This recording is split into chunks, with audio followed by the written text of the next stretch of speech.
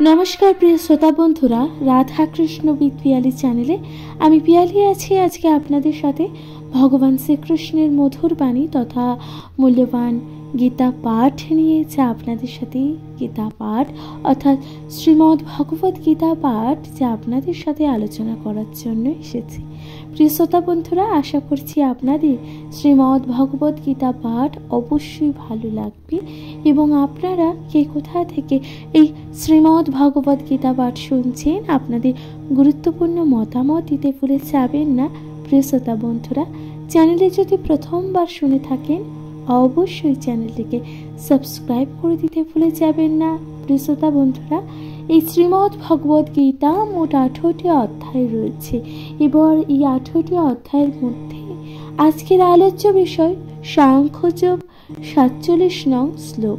আজকের আলোচ্য বিষয় প্রিয় শ্রোতা বন্ধুরা অনুগ্রহ করে সবাই শুনতে থাকুন শ্রীমদ্ ভগবত গীতা পাঠ। প্রিয় শ্রোতা বন্ধুরা আপনাদের কেমন লাগছে এবং কেমন লাগবে শ্রীমদ্ ভগবত গীতা পাঠ তা আপনাদের গুরুত্বপূর্ণ মতামত দিতে ভুলে যাবেন না। চ্যানেলে যদি প্রথমবার শুনে থাকেন অবশ্যই চ্যানেলটিকে সাবস্ক্রাইব করে দিতে ভুলে যাবেন না। সবাই শুনতে থাকুন গীতা পাঠ।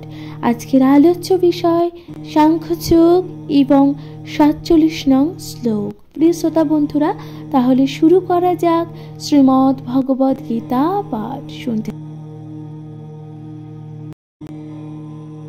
প্রিয় শ্রোতা বন্ধুরা তাহলে সাংখ্যযোগের 47 নং শ্লোকে ভগবান কি বলছেন দেখুন।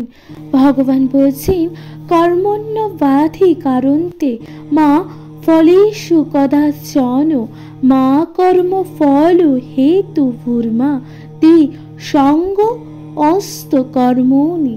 প্রিয় শ্রোতা বন্ধুরা তাহলে এই শ্লোকের অনুবাদে কি রয়েছে? অনুবাদে রয়েছে সধর্ম বিহিত কর্মী তোমার অধিকার আছে কিন্তু কোনো কর্মফলে তোমার অধিকার নেই। কখন নিজেকে কর্মফলের হেতু বলে মনে করো না এবং কখনো সধর্ম আচরণ না করে তার প্রতি আসক্ত হইও না। প্রিয় শ্রোতা বন্ধুরা তাহলে ভগবান এর অনুবাদে কি বললেন বুঝতে পারছেন? ভগবান বলছেন যে সকল কর্মে তোমার অধিকার আছে কিন্তু কোনো কর্মফলে তোমার অধিকার নেই। প্রিয় শ্রোতা বন্ধুরা কখনো নিজের কর্মফলের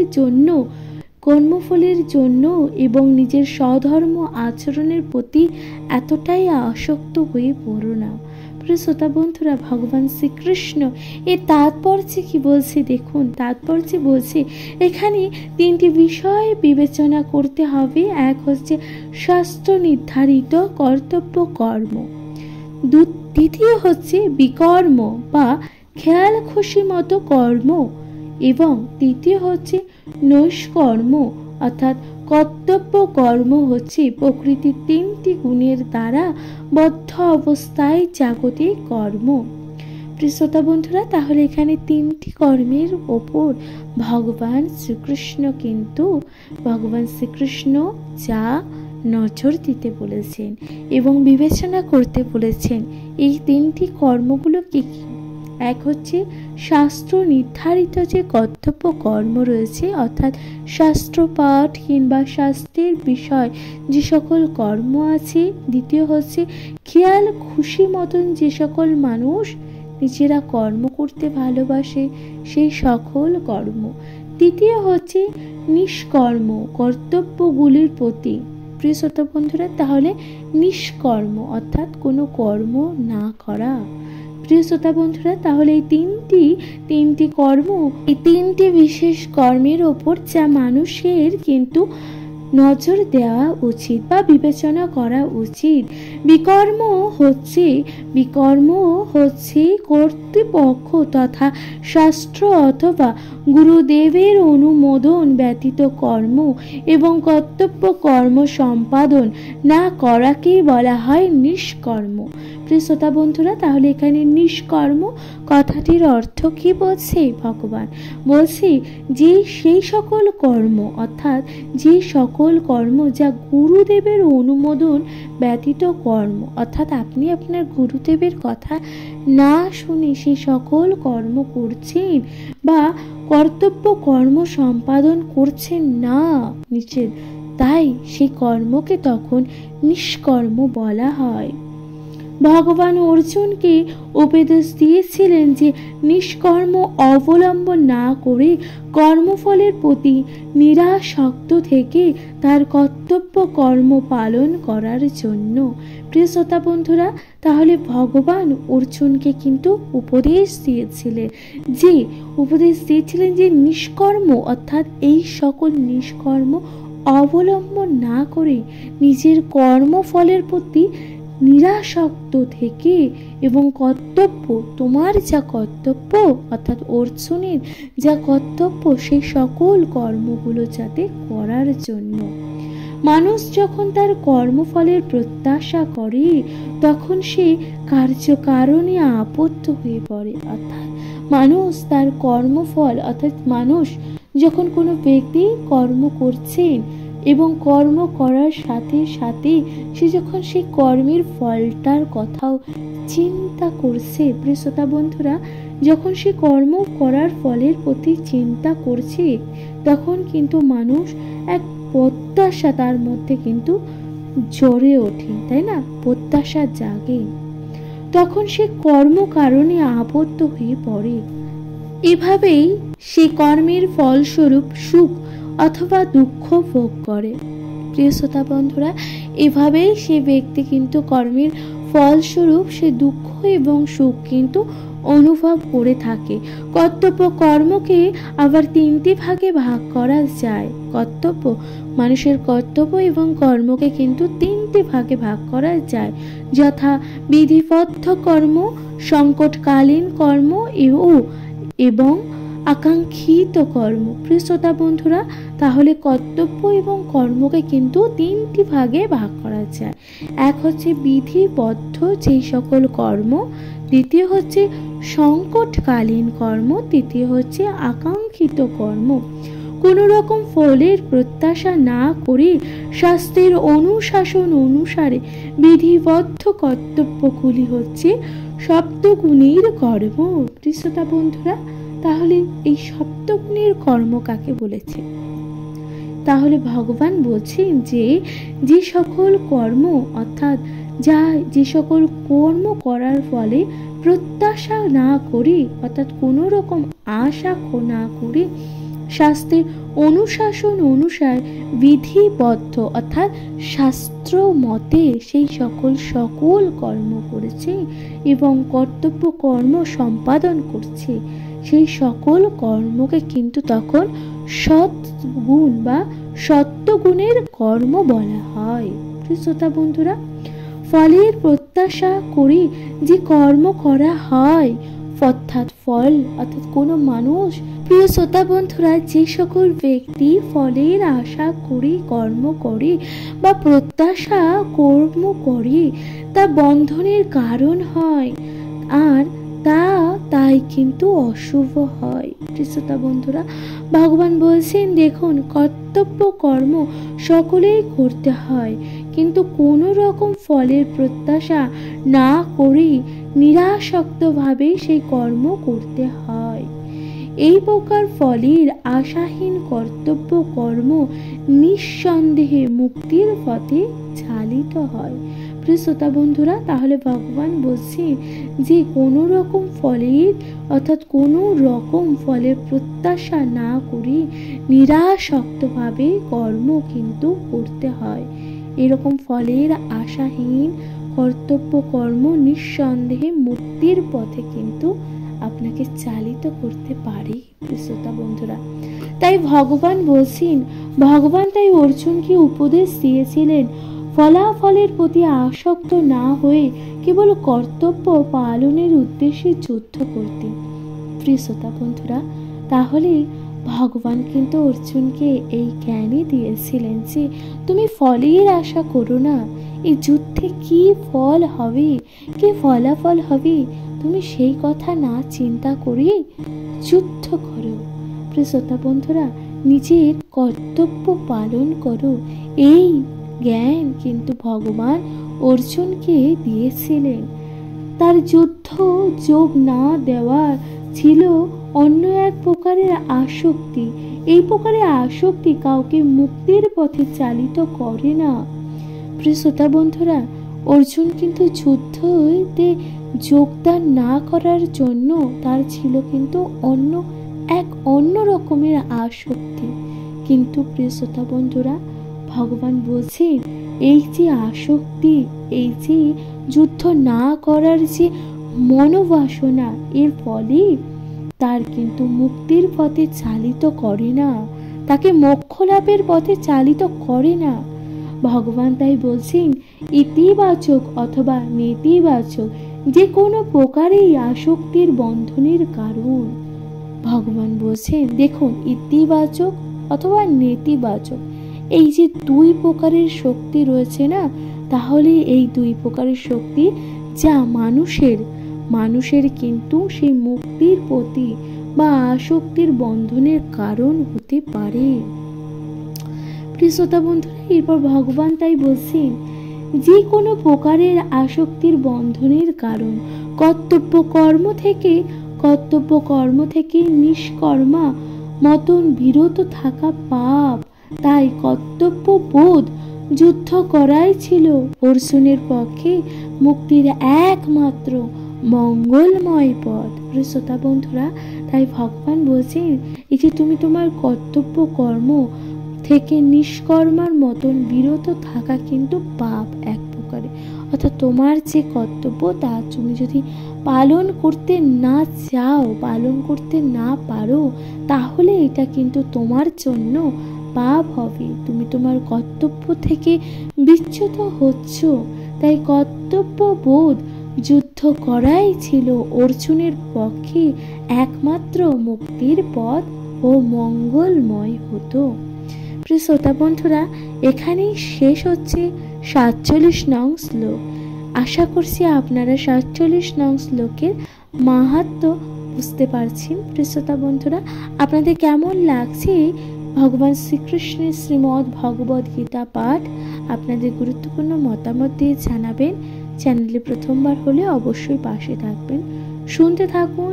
এরপর আপনাদের সাথে আলোচনা করতে চলেছি 48 নং শ্লোক। প্রিয় শ্রোতা বন্ধুরা, শুনতে থাকুন, কমেন্ট করুন। জয় শ্রী রাধা কৃষ্ণ।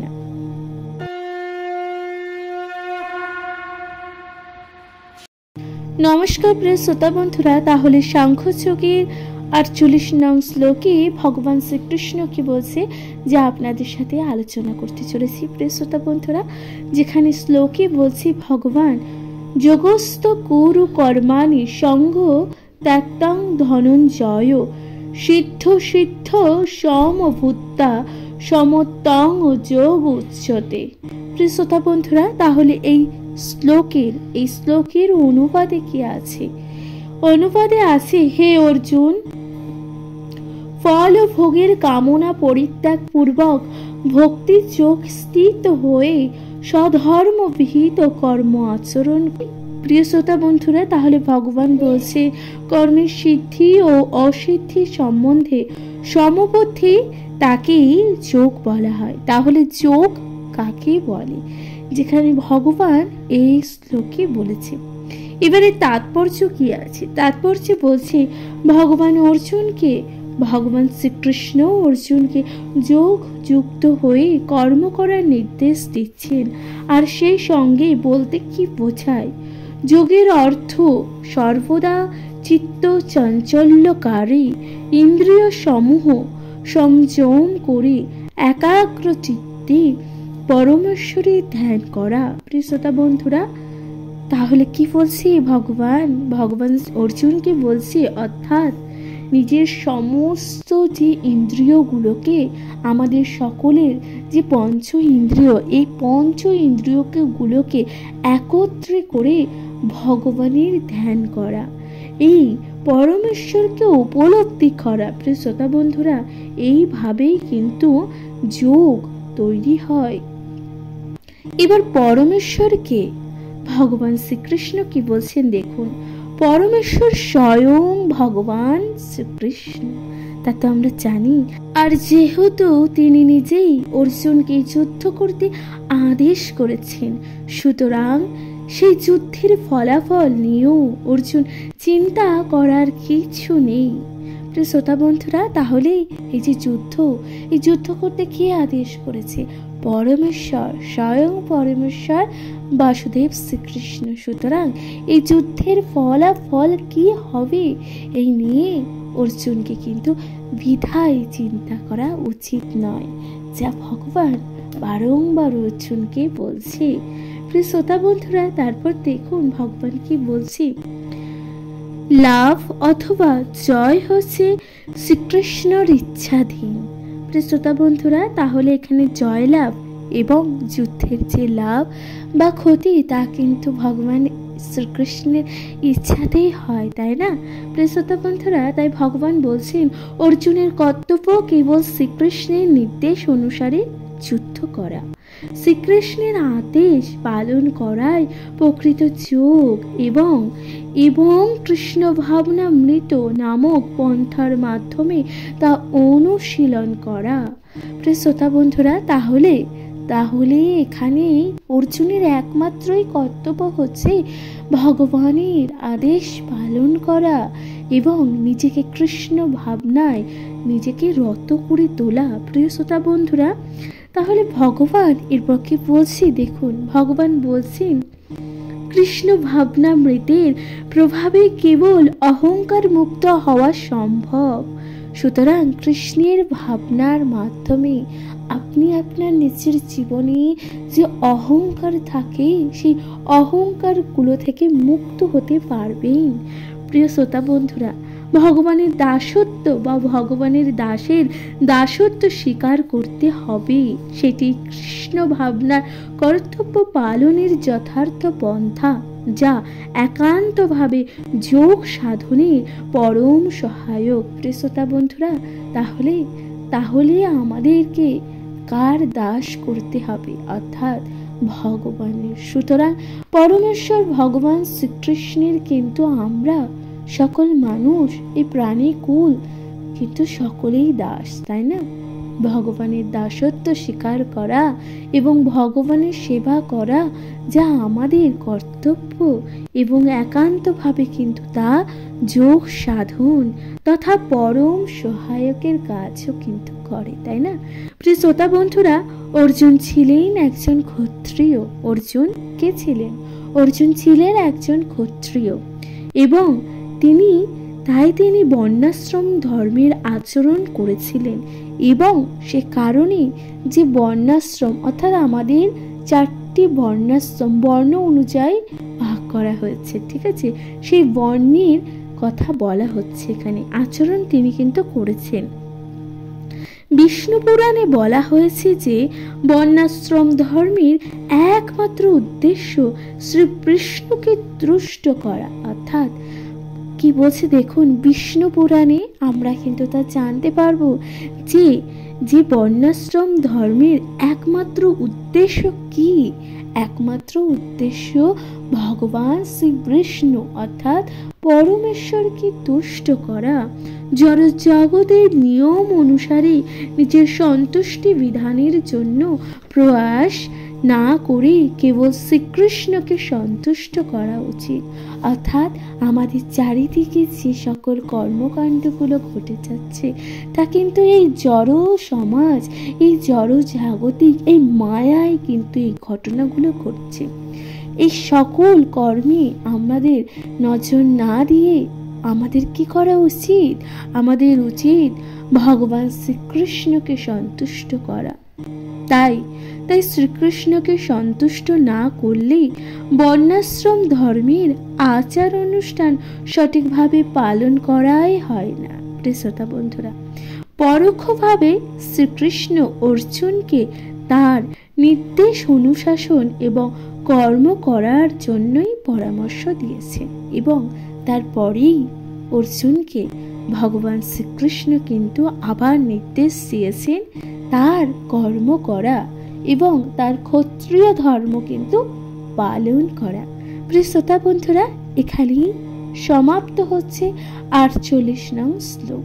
সুতরাং 48 নং শ্লোকে যা আমরা সুন্দরভাবে জানতে পারি ভগবান কিভাবে অর্জুনকে যুদ্ধ করার জন্য একটু একটু করে মনোবল বৃদ্ধি করছে, তাই না?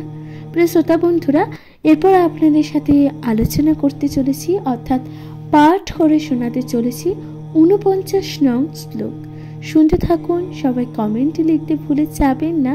জয় শ্রী রাধা কৃষ্ণ।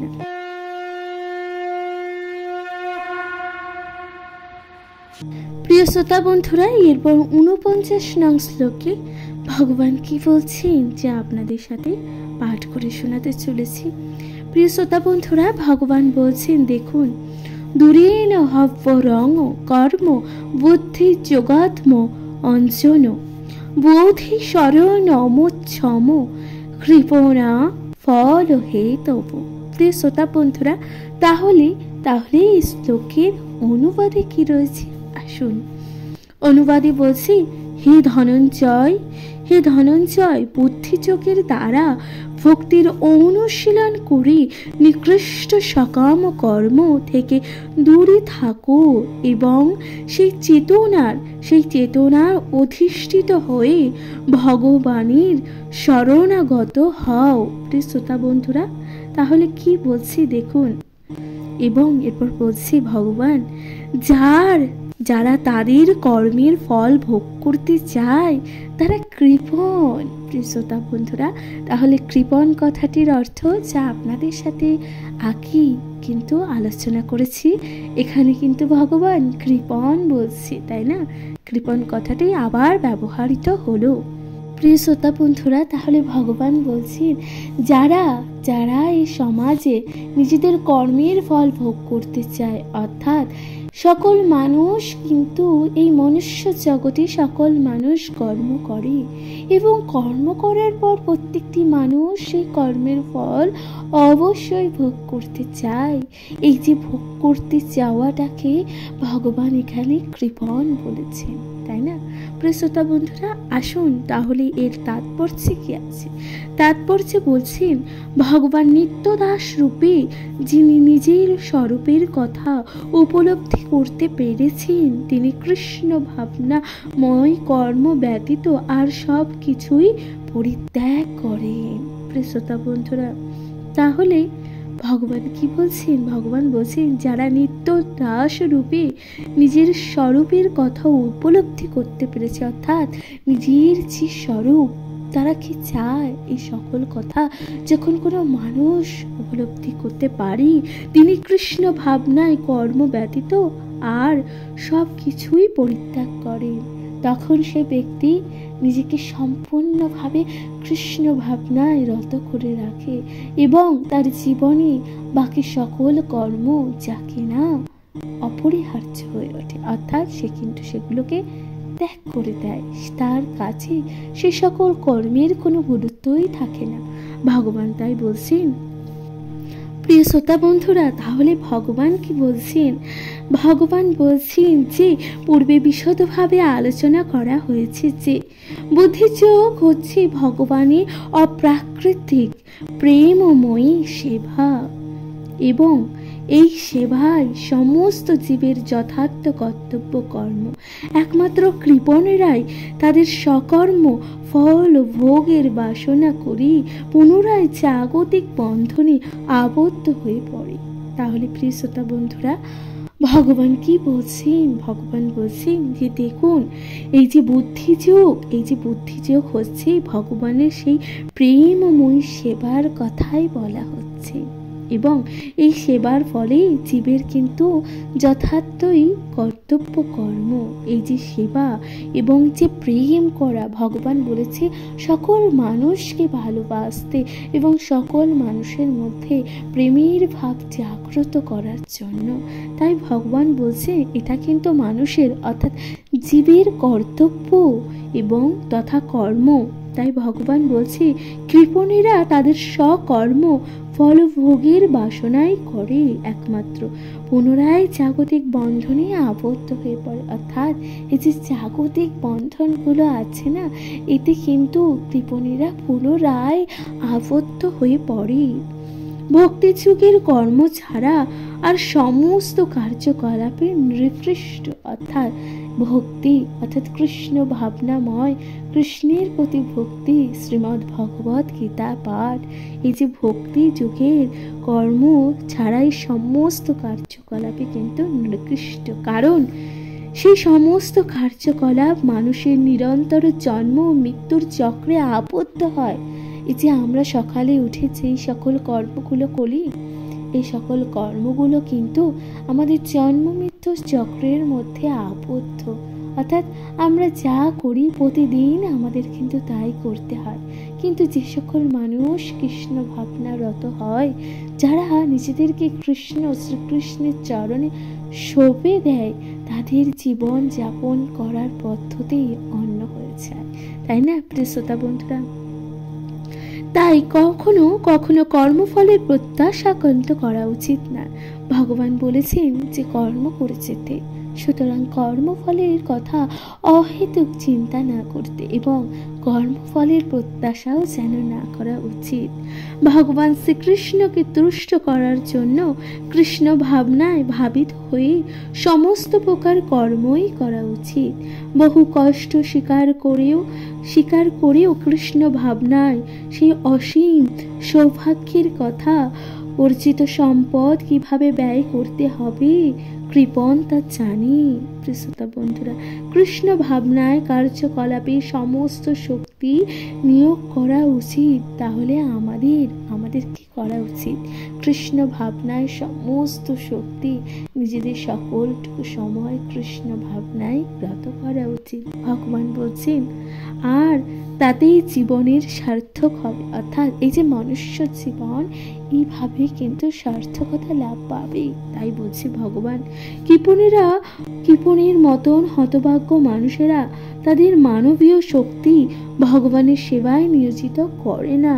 সুতরাং যারা কৃপণ, যারা মানুষেরা কোনো কিছু করছে, কোনো কর্ম করছে, কোনো কিছু দান করছে, তা ফলের পাওয়া আশায়, অর্থাৎ কোনো কিছু কাউকে দান করছে তার পুনরায় কিছু ফল প্রাপ্তি লাভের জন্য, কিংবা কোনো কর্ম করছি তা ফল করার জন্য, ভগবান এদেরকে কিন্তু কৃপণ বলেছেন। তা কিন্তু পূর্বেই আপনাদের সাথে ব্যাখ্যা দিয়ে আলোচনা করেছি। কিন্তু প্রিয় শ্রোতা বন্ধুরা, ভগবান বলছেন এই সকল হতভাগ্য মানুষেরা তাদের মানবীয় শক্তি, অর্থাৎ এই যে কৃপণদের হতভাগ্য মানুষ বলা হয়েছে, তারা তাদের যে মনের অন্তরের যে শক্তি ভগবানের সেবায় তারা কিন্তু নিয়োজিত করতে পারে না। প্রিয় শ্রোতা বন্ধুরা, তাহলে বুঝতে পারছেন 39 নং শ্লোকে ভগবান কি বলছেন? ভগবান বলছেন যে একমাত্রই জীবের উদ্দেশ্যকে ভক্তির পথ, তাই না? তাই বলছে 49 নং শ্লোক এখানেই কিন্তু সমাপ্ত হচ্ছে। ভগবান শ্রীকৃষ্ণ আমাদের তাই বোঝাতে চেয়েছেন। প্রিয় শ্রোতা বন্ধুরা, তাহলে ভগবান শ্রীকৃষ্ণের মধুর বাণী তথা শ্রীমদ্ ভগবদ গীতা পাঠ আপনারা শুনতে থাকুন এবং আপনাদের মূল্যবান মতামতগুলো দিতে একদমই ভুলে যাবেন না। এরপর আপনাদের সাথে আলোচনা করতে চলেছি, অর্থাৎ পাঠ করে শোনাতে চলেছি 50 নং শ্লোক। প্রিয় শ্রোতা বন্ধুরা, শুনতে থাকুন সবাই। অবশ্যই কমেন্টে জানাতে লিখতে ভুলে যাবেন না। জয় শ্রী রাধা কৃষ্ণ।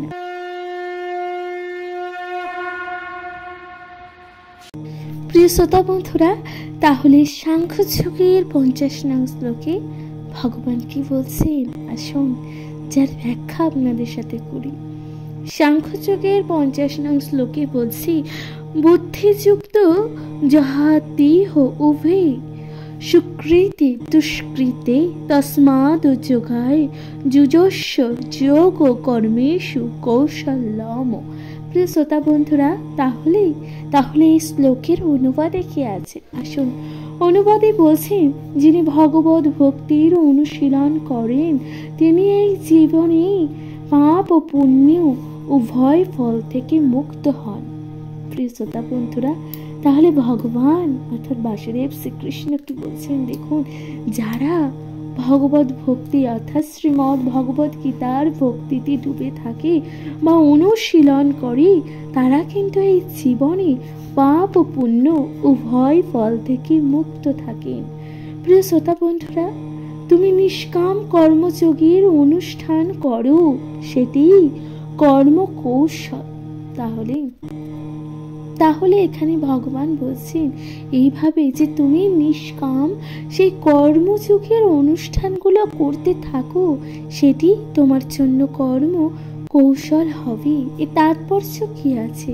তাৎপর্য বলছেন, শরণাতীত কাল থেকে প্রতিটি জীব তার শুভ ও অশুভ কর্মের ফল সঞ্চয় করে। অর্থাৎ যখন ব্যক্তি তার জীবনে স্মরণ শক্তি আসে, তখন থেকেই কিন্তু তার জীবনে শুভ এবং অশুভ উভয় প্রকারের ফলের কিন্তু সঞ্চয় করেন।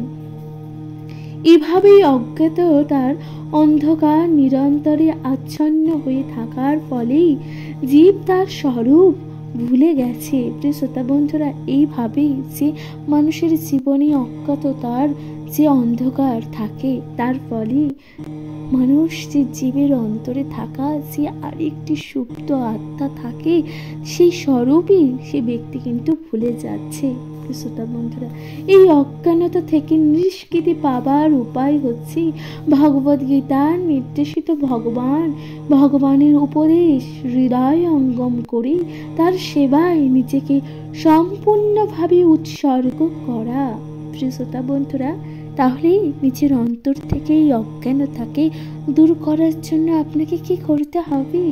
ভগবান বলছেন ভগবদ গীতার যে নির্দেশ দিয়েছেন, ভগবানের যে উপদেশ দিয়েছেন, তা নিজের হৃদয় অঙ্গ করুন, অর্থাৎ নিজের শরীরের অঙ্গ করে তুলুন এবং নিজেকে তার অর্থাৎ ভগবানের সেবায় কিন্তু সম্পূর্ণভাবেই উৎসর্গ করুন। প্রিয়তা বন্ধুরা, তাহলে আমাদের অজ্ঞানতার আবরণ উন্মোচিত হবে এবং জন্ম জন্মান্তরের কর্ম ও কর্মফলের শৃঙ্খলাদি শান্তি ভোগের কবল থেকে আমরা মুক্ত হতে পারব। প্রিয়তা বন্ধুরা, তাহলে এই যে আমরা জন্ম জন্মান্তরের যে কর্মফলের যে শৃঙ্খলাগুলো রয়েছে, তা থেকে আমরা মুক্ত হতে পারবো।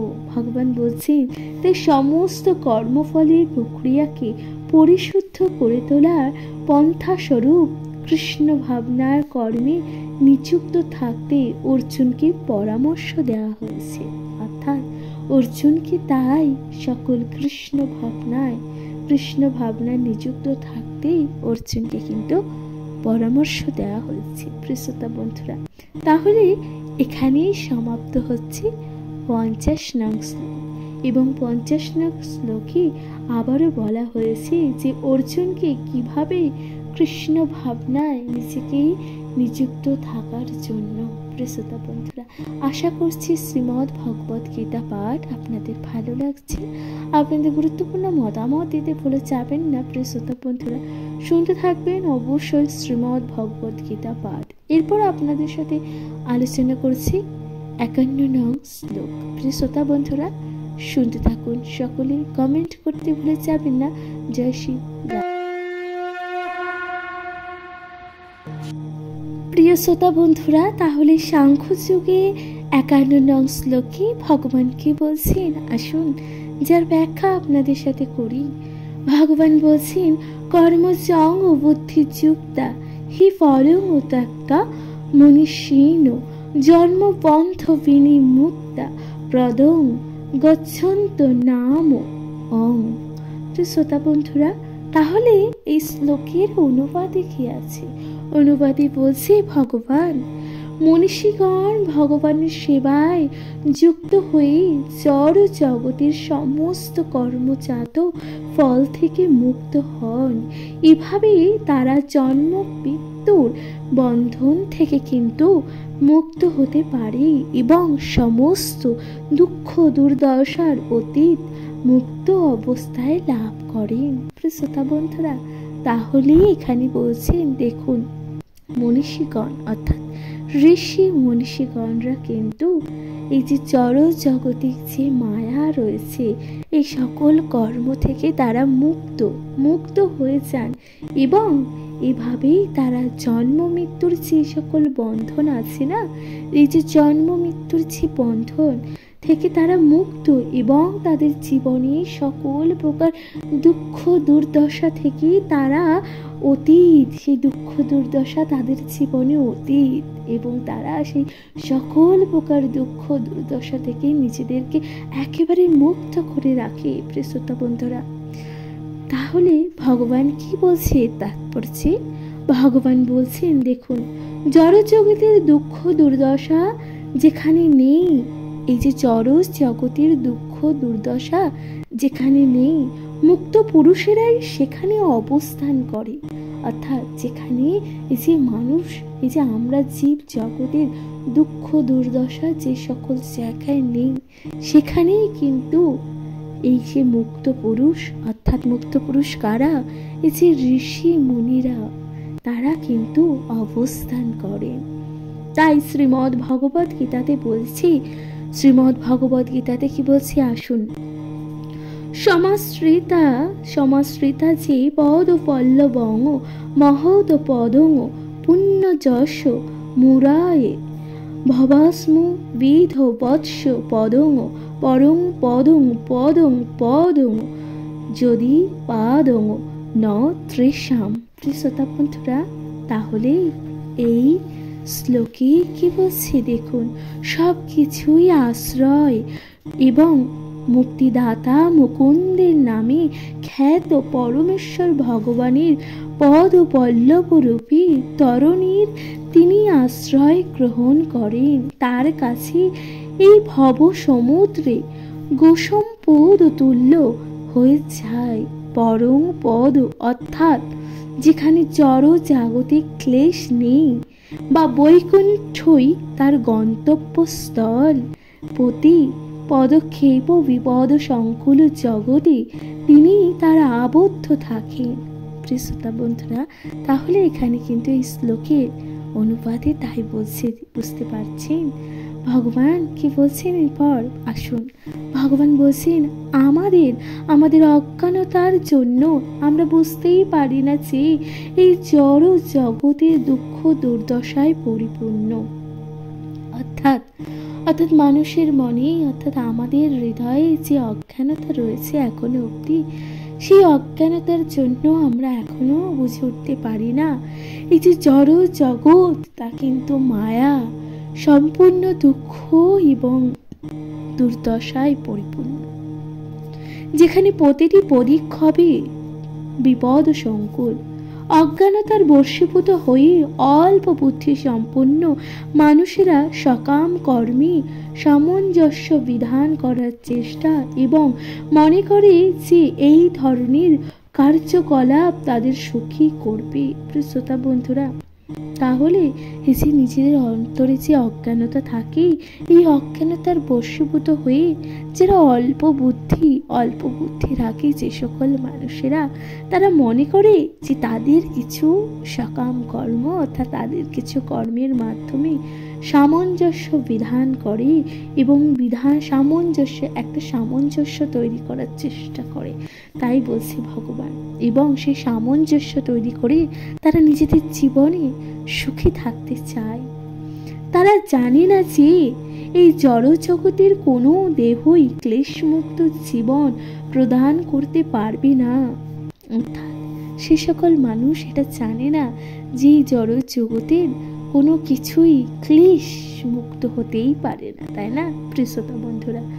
জন্ম মৃত্যু জরা ও ব্যাধি রূপে ক্লেশময় জীবন জড় জগতের সর্বত্র বর্তমান। অর্থাৎ এই যে জন্ম মৃত্যু মানুষের জীবনে কিন্তু থাকবে, অর্থাৎ যে ব্যক্তি জন্মাবে তাকে মৃত্যুবরণও করতে হবে এবং ক্লেশ ও জরা ব্যাধি সকল কিছুই কিন্তু থাকবে মানুষের জীবনে, তাই না? তাই বলছি এই জড় জগতে কিন্তু এগুলো সব বর্তমান, এগুলো থাকবেই, কিন্তু যে মানুষ তার স্বরূপ উপলব্ধি করতে ও বুঝতে পেরেছেন যে, অর্থাৎ যে মানুষ যখন থেকে নিজের স্বরূপ এবং তার উদ্দেশ্য কি এটা যখন বুঝতে পারি, উপলব্ধি করতে পারি প্রিয় শ্রোতা বন্ধুরা, তিনি ভগবানের নিত্যদাস এবং এভাবেই ভগবানের ভগবত্তা সম্বন্ধে উপলব্ধি করেছেন। তিনি তার সেবায় নিজেকে নিয়োজিত করেছেন। তার ফলে তিনি বৈকুণ্ঠ লোকে উত্তীর্ণ হবার যোগ্যতা অর্জন করেন।